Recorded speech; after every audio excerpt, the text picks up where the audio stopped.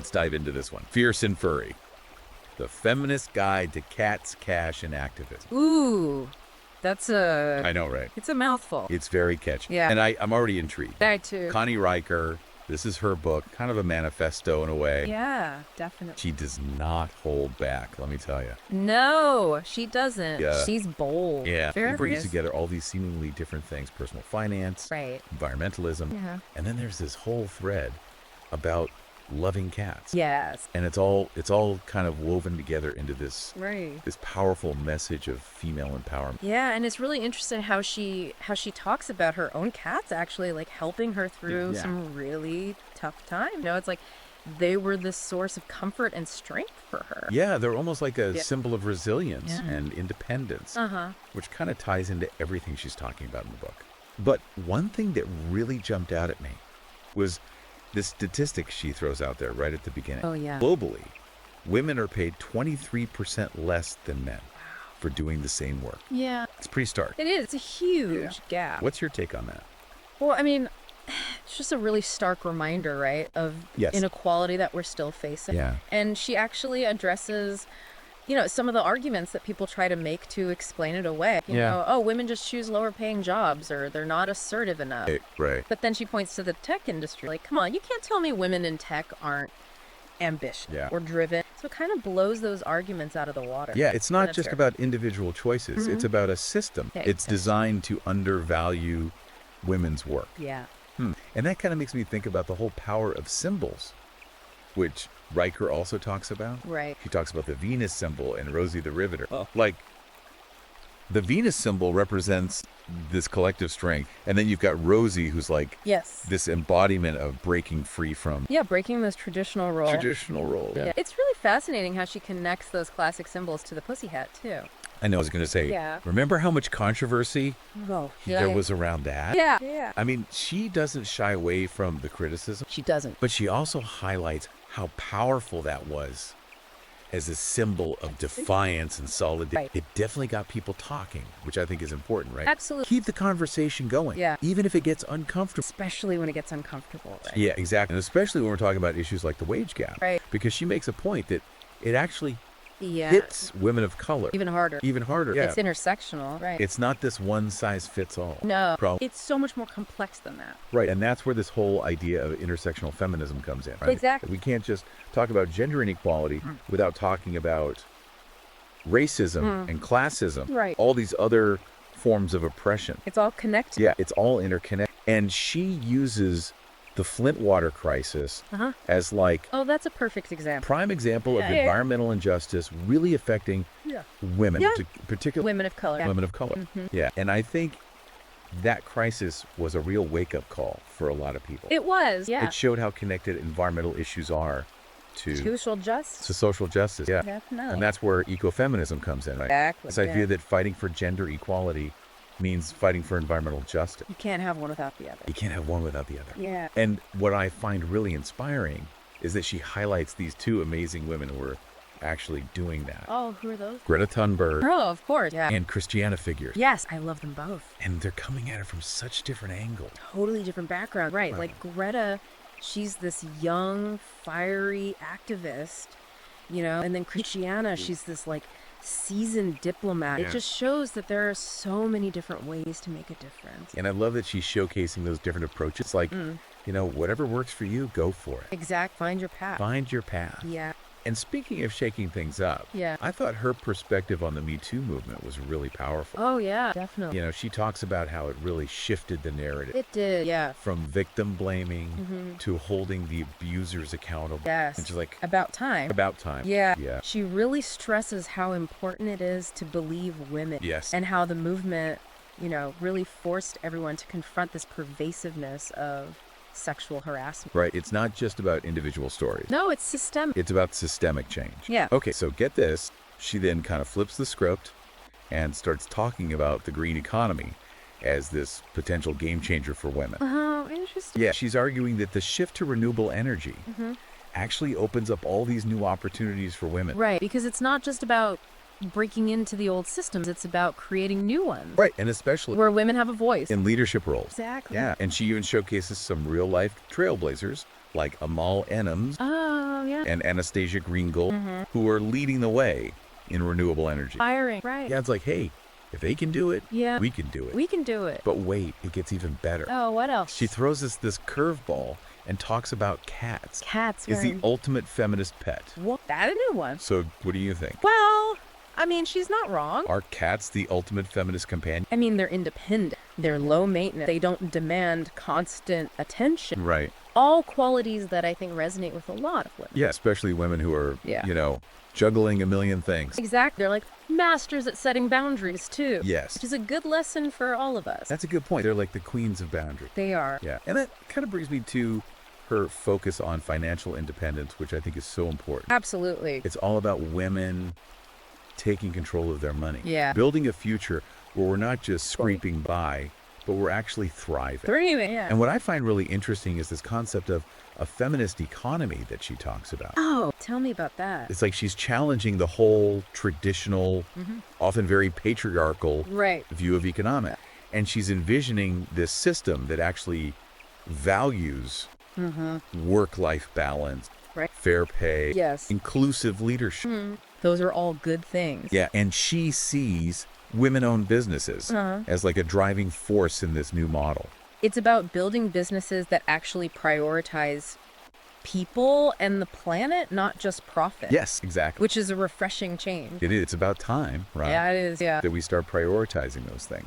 All right, so we've covered a lot of ground already. We have. Yeah. We've talked about the wage gap. We've talked about symbols, the Me Too movement, the green economy, cats as feminist icons. Of course, the cats. Of course, we can't forget the cats The most important part. and financial independence. Yeah. But there's so much more to unpack Yeah. in Fierce and Furry. There is. So stay tuned I can't wait. because we're going to keep diving deep into all the wisdom that Connie Riker has to offer. Let's do it. You know, something else that really struck me was how she talks about motherhood and feminism. Oh, yeah, that's a whole other Wow. can of worms. Yeah, that whole debate about whether you can be a nurturing mom and a fierce advocate for equality at the same time. Right. It's like society wants you to choose one or the other. Like, you can't possibly be both. Yeah. But she kind of throws that whole notion out the window, doesn't she? She does. She's like, no, actually, motherhood can actually strengthen your feminist perspective. I love that. Yeah. It makes so much sense when you think about it. It does. Like, Mothers develop this incredible set of skills, resilience, empathy, oh, yeah. resourcefulness, and those are so valuable in the fight for equality. And let's be real, being a mom, especially in today's world, Uh-huh. is a crash course in resilience. Absolutely. You're constantly facing challenges and having to adapt. Right. And there's all this pressure from society, Oh, yeah. to be the perfect mom, The perfect mom. to Yeah. sacrifice everything for your kids. Right. And it can be so isolating. Yeah. And disempowering. You lose yourself in this role. Yeah, exactly. It's like you're supposed to fit into this narrow mold of what a good mother looks like. And if you don't, you're judged, right? Oh, constantly judged. Yeah. But I love how Riker encourages us to, redefine that whole concept. Yeah, to reject that idea that motherhood has to equal self-sacrifice. We can be whole, complex individuals with our own needs and aspirations. Yeah, and it's about finding that balance, right? Exactly. Creating a life that works for you and your family without succumbing to the guilt trips or societal pressures. It's not easy, but it's definitely possible. And what I really appreciate is how personal she gets in this section. She shares her own experiences as a mother Yeah, it makes it so relatable. and as a feminist. Uh-huh. Like the challenges she's faced and the lessons she's learned. It just makes her advice feel so much more authentic. It's like she's saying, hey, I've been there, I get it. Yeah, exactly. And she doesn't shy away from the tough stuff either. Like Wow. raising daughters in a world that's still trying to put us in a box. Oh, absolutely. It's a constant battle, isn't it? It is. And she talks about how important it is to teach girls about consent, body positivity, challenging those beauty standards from a young age. It's about giving them the tools to navigate this world, right? Not shielding them from it, but empowering them to challenge the status quo. Exactly. And it goes beyond the usual talking points. She's also really big on encouraging girls to pursue their intellectual passions, Oh, I love that. especially in STEM fields. Yeah, those fields that have historically been dominated by men. Right. It's about breaking down those gender stereotypes and saying, hey, you can be anything you want to be. And representation matters so much, right? Yeah. Seeing other women succeed can really expand your sense of what's possible. It's huge. Like, seeing is believing. It is, and I think that's why it's so important to highlight the achievements of women in all fields, not just the ones that are traditionally considered feminine. Totally. And I love how Riker does that in the book. She showcases all these incredible women who've broken barriers and achieved amazing things. Yeah, it's inspiring. So inspiring. It's like, if they can do it, we can do it. We can do it. It's not just about raising daughters who are aware of injustice. It's about raising daughters who are equipped to fight against it. To create a generation of fierce, independent, and, yes, furry feminists. Furry feminists. Who will change the world. Who will change the world. I love it. And speaking of furry feminists, remember how we talked about Riker's take on cats as the ultimate feminist pet? Oh, yes, the cats. She actually goes deeper into that and talks about the psychological benefits of having a feline companion. Oh, interesting. Yeah, she argues that cats, with their independence and low-maintenance nature, can actually provide a sense of calm and companionship. I can see that. Especially for women who are, juggling so much in their lives. Yeah, they're like little furry stress relievers. They are. There's something so grounding about, coming home to a purring cat after a long day of dealing with the patriarchy. I get that. It's like they just understand on a deeper level. I do, and she even connects this back to, the historical association of cats with feminine energy. Oh, wow, that's fascinating. Yeah, it's like owning a cat can be this subtle act of rebellion against societal norms. I love that. Like, I'm going to embrace my feline-loving, independent self. Thank you very much. Exactly. And that brings us to another area where Riker challenges those limiting societal norms.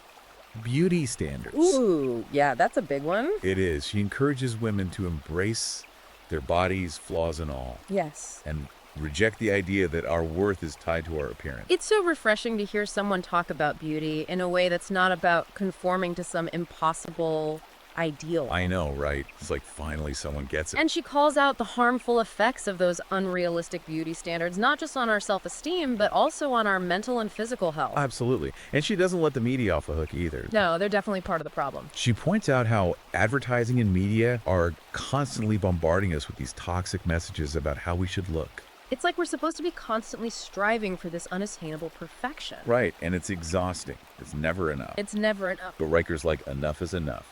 She's all about body positivity and self-love. Yes, I love that. Celebrating our uniqueness and rejecting the idea that we need to change ourselves to fit in. It's about embracing who we are. Exactly. Beauty comes in all shapes and sizes and colors. Absolutely. It's about time we ditch those outdated, patriarchal beauty standards and embrace the beauty of diversity. And she also tackles the objectification of women in the media, right? Oh, yeah. How we're often portrayed as sexual objects rather than complex individuals. It's like we're reduced to body parts instead of being seen for our intelligence, our creativity, our strength. It's dehumanizing. It's about reclaiming our bodies and our narrative. We get to decide how we want to be seen and represented. Exactly. And true empowerment comes from within, from accepting ourselves as we are and rejecting those external standards of beauty. I love that. It's so empowering. It is. And that brings us back to the issue of economic empowerment, which is another big theme in the book. Right, because true empowerment also means having financial independence. Absolutely. Yeah. Riker doesn't mince words when it comes to the gender pay gap. No, she's very straightforward about it. She provides a global perspective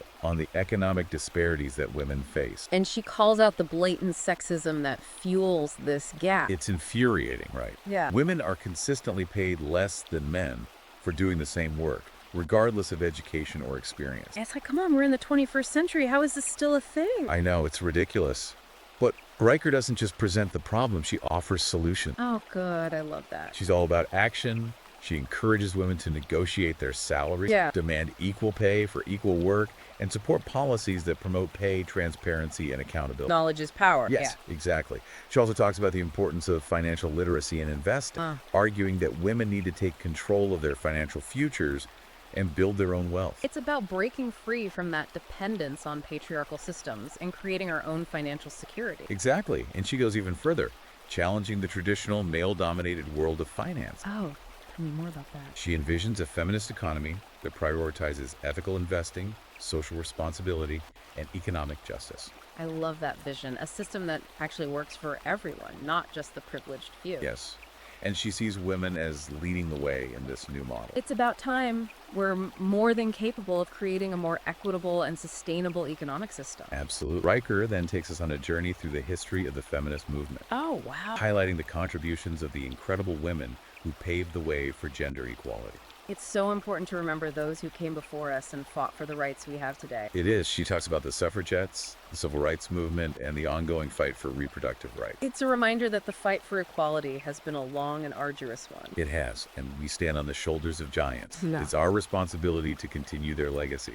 And she emphasizes the importance of continuing the fight, of carrying the torch and passing it on to the next generation. Right, the fight for equality is far from over, but Riker's book gives us the inspiration and the tools to keep pushing forward. I love how she connects the past, present, and future of the movement. Yeah, it shows us that we're all part of this larger struggle for justice and equality. It's a reminder that the personal is political, that our individual experiences are connected to these broader social and political issues. Exactly. Riker shows us that feminism is not just a set of theories or slogans, but a lived experience. It's a way of life. A way of life, and she inspires us to embrace our power, challenge the status quo, and create a world where all women can thrive. Her book is a call to action, a rallying cry for a new generation of feminists. It is. It's a reminder that we are stronger together That our voices matter. and that we have the power to change the world. I love that message. It's so hopeful and empowering. So we've covered so much ground already. We've talked about the wage gap, beauty standards, motherhood, The power of female solidarity. even the psychological benefits of cat ownership. Of course, can't forget the cat. But there's one more crucial aspect of Riker's book that we need to explore. Oh, what's that? Her celebration of female icons throughout history. Ah, yes. The women who dared to defy expectations, who fought for their rights, and who paved the way for future generations. Exactly. Riker's book is filled with these inspiring stories of women who challenged the status quo and made their mark on the world. It's so important to have those role models to see what's possible. It is, and she starts way back, talking about those ancient gods Oh, wow. like Inanna, Kali, Lilith, who embodied feminine power and challenged patriarchal norms. It's a reminder that the fight for equality is not new. It's been going on for centuries. Exactly, and she brings it all the way to the present, highlighting modern-day heroes like Malala Yousafzai, Rosa Parks. And Alexandria Ocasio, Yeah, it's a reminder that women are still making history, still fighting for their rights. still breaking down barriers. It's inspiring. Riker celebrates these women, not just for their achievements, but for their courage,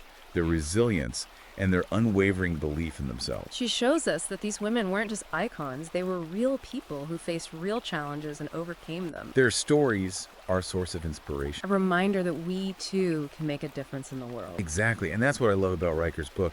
It encourages us to find strength in the stories of those who came before us To learn from their experiences. and to carry on their legacy. It's about recognizing the power of female role models and understanding that we're part of this long and storied lineage of women who have fought for equality. It's powerful, it's inspiring, it's a testament to the indomitable spirit of women. It really is. It's amazing, isn't it? Like all these women Yeah. from such different times and places, but they all have this like fierce determination to challenge the status quo. To change things. They refuse to be silent, and they actually Yeah. sparked real change. It makes you realize that this whole fight for equality, Yeah. it's a constant It is. throughout history. It's not new. Not at all. And it shows that feminism, Yeah. it's not like one size fits all. No, it's not like a checklist. No, like a tapestry. Like all Yeah. these different experiences and perspectives. And that's what I love about Riker's book. Yeah. She celebrates women from all walks of life, recognizing their unique Yeah. struggles and triumphs. She doesn't try to fit everyone into this Right. single mold, No, which I think is really important. but she doesn't just look back. She also looks ahead to the future, and she envisions a world where women are no longer Right. fighting for basic rights, but are actually leading the way, Yeah. shaping policy, creating a more just and equitable society. What do you think about that vision? I love her optimism, Yeah. but I think she's also realistic about the challenges. Right. It's not going to be easy. It's not going to be a walk in the park. No. But her book gives me hope Yeah. that we are moving in the right direction. It's progress, not perfection. Yeah. But she acknowledges that the fight is far from over. But we can't give up. We're going to keep fighting. Keep pushing those boundaries. Pushing boundaries. And keep believing Yeah. in the power of collective action. And one thing that really struck me Yeah. was her emphasis on female, Uh-huh. like we need to support each other, Yeah. lift each other up. Celebrate each other's success. Yes.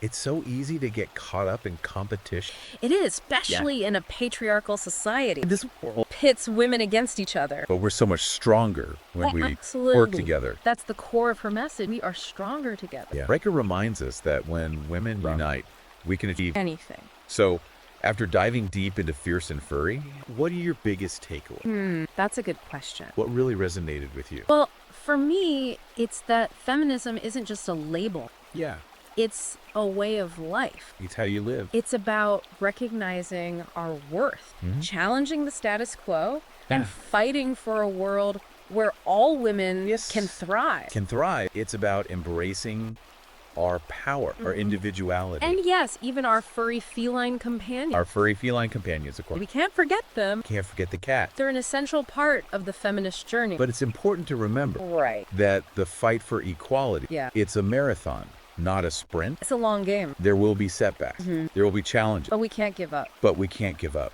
because the future is worth fighting for. Absolutely. Riker's book leaves us with a sense of hope Yeah. and a renewed commitment to creating a better world. Yeah, for ourselves, for our daughters. For all women. For all women. It's a reminder that we have the power to shape the future. If you're feeling inspired, Yeah. if you're ready to embrace your inner Uh-huh. fierce and free feminist, I love it. I highly recommend checking out Yeah. Houston Furry by Connie Riker. Great book. You can find it on Amazon Kindle Yeah. and Google Play Books. It's a must read It's a book that will make you think, make you laugh, and empower you to create change. empower you to create change. Thanks for joining us on this deep dive. It's been a great conversation.